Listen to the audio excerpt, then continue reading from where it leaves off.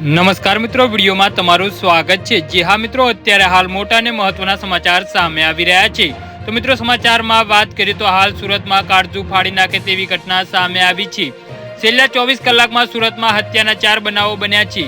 સુરતના ઊંધણામાં ફરી એકવાર હત્યાની ઘટના ઘટી છે। પ્રભુનગર સોસાયટી નજીક હત્યાનો બનાવ બન્યો છે। જી હા મિત્રો, રઘુ પાત્રા નામના હત્યારા યુવક તેના સગા ભાઈ રવિ ગોપાલ નામના યુવકની હત્યા કરી છે। પોલીસે સૂત્રોના જણાવ્યા અનુસાર રઘુ અગાઉની પોતાની પત્નીને હત્યામાં પણ સામેલ હતો। હાલ આ હત્યાનું કારણ કોઈ અંગત હોઈ શકે છે। જી હા મિત્રો, અત્યારે હાલ દુઃખદ સમાચાર સામે આવી રહ્યા છે। સુરતના ખટોદરા વિસ્તારમાં ડબલ મર્ડરની ઘટના ઘટી છે, જેમાં જેલમાં પેરોલ પર છૂટેલા મુકેશ રાઠોડ નામના યુવકે પોતાની પત્ની શારદા રાઠોડ અને તેના પ્રેમી તેમજ પોતાના મિત્ર અર્જુન નામના યુવકની હત્યા કરી નાખી છે। મુકેશ હત્યાના ગુનામાં આજીવન કેદની સજા કાપી રહ્યો હતો। પેરોલ પર છૂટીને મોડી રાતે ઘરે આવતા પોતાની પત્ની અને તેના પ્રેમી પોતાના મિત્રને કઠિન હાલતમાં જોઈ આવેશોમાં આવી બંનેને હત્યા કરી નાખી હતી। પોલીસે હત્યારા મુકેશ રાઠોડની અટકાયત કરી છે। જી હા મિત્રો, અત્યારે હાલ દુઃખદ સમાચાર સામે આવી રહ્યા છે।